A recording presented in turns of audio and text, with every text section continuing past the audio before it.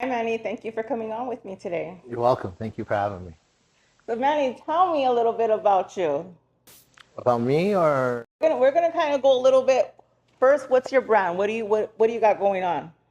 well, what we do is the Chicano Pride Ride, and we started this in 2010, and uh, COVID took 2 years, so we're going to be on the 13th. We should have been on the 15th, but COVID took 2 years of it, and what we do is a lot of us get together, and when I say a lot of us, they guesstimated 3,700 bikes this last year, and we get together, raise money to a nonprofit called Inspire, and we all the money raised goes to them, and they give money to kids to go to college, to help them out and further their education. So that's what we do in Denver, and Debbie does it here in Arizona, and So, when you say Debbie, who's Debbie? Debbie is she's the one who does the Arizona Chicano Pride Ride, which will be in November of this year. She's amazing. This will be the fourth annual, and it's just getting bigger and bigger. And we keep making the dates different because of the heat. And so this year, November, hopefully we get 80-degree weather instead of 100-degree weather. So You want it to be cold then. we want it to be cooler. To us, 80 degrees, we have jackets on here. Oh my God! The first Chicano Pride Ride, I think everybody from Denver, we were done, man. I think somebody posted that Denver crew died, and I think they were right. We died. It was hot. I've never felt heat like that in my life. It's crazy, isn't it? It's like when I went to Colorado, because that's originally where where are you from? Like, where were you born? Where were you Born and raised? raised in Pueblo, Colorado, and moved to Denver after I was already 19, 18, 19, and yeah, so that's when I moved to Denver, and just where the town I'm from was very, very proud. We were proud. Just if you're Chicano, you're just proud. And I moved to Denver, and a few guys got together, and we just started a thing called the Chicano Pride Ride, and it was always meant to give back to the community. It was never meant for, Self-gain. self gain. It was always meant to give back to the community, and I've always said this, it it's everybody's welcome to the Chicano Pride Ride here in Arizona and in Denver. Everybody's welcome. White, black, brown, orange, yellow. I don't care. Everybody's welcome. But it's a ride that shows our culture, displays our style of bikes, the Chicano style. So that's what we do. So when you say Chicano pride, like what do you feel Chicano means to you? Chicano means to me everything. I think that it's a movement first. It started in the '60s and '70s, and in Denver, it was really big with Corky Gonzalez and the I'm sorry, I'm losing the name right now. Shit, Crusade for Justice.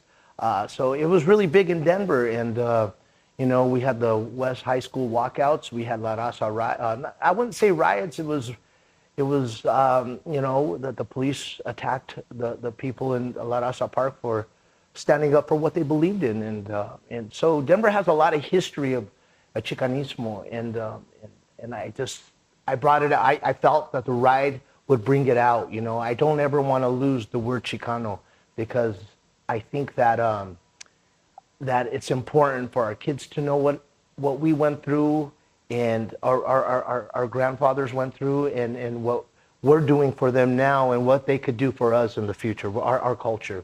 I think it's important to keep our culture, our educated through our culture, teach our culture to our kids so they could continue it. You know what I mean? I think that's very important. And I agree. And that's one of the things when we conversated and I kind of heard a little bit about your past, it really intrigued me because I mean, one thing I can say is like Chicanos, I want to say Selena said it best. We don't have, or her dad said it best. We don't have it easy because the Americans don't like us and the Mexicans don't like us either.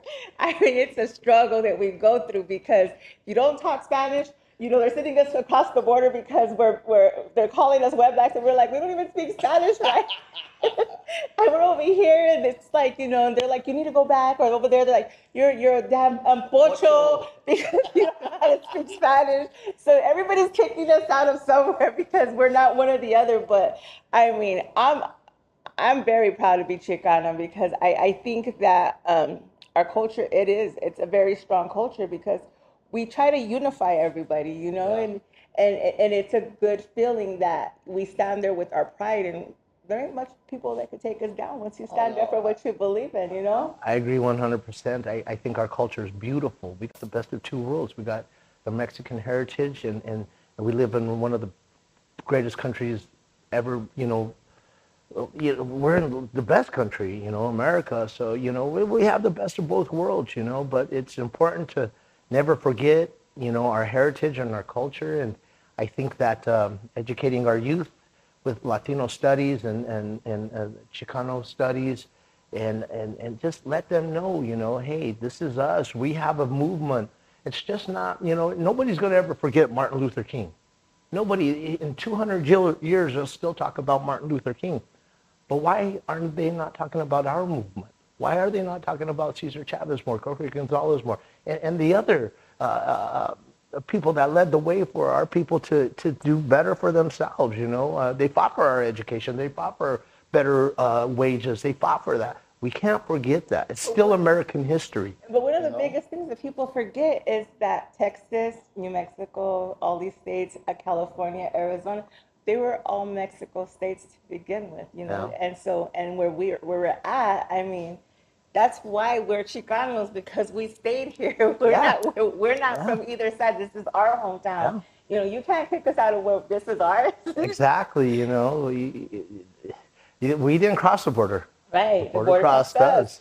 And so, and I think one of the important things too is when I was also talking to you is that I found very interesting because I sat down with another gentleman who kind of had a similar story, who's a very successful person in the lowrider industry as well. But you don't come from, you have some successful businesses, and with your businesses, you didn't have to have that education, or not that you didn't have to have that education, but you didn't graduate from, like, Princeton or. No, I be honest with you, I didn't even graduate.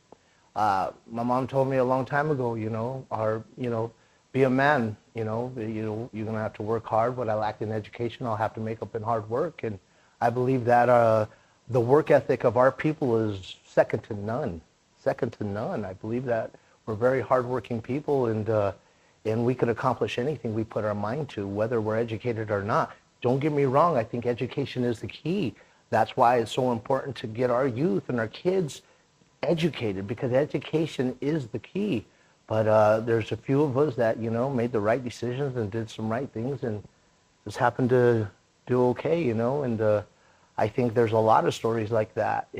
But My father, he was the same way too. He was able to build a business out of a seventh grade graduation. I mean, he went to the seventh grade and he dropped out, but he had a very successful business in Soledad, California. So I think we have the drive and determination to do anything we want. We just got to get up and do it, and don't be scared to do it,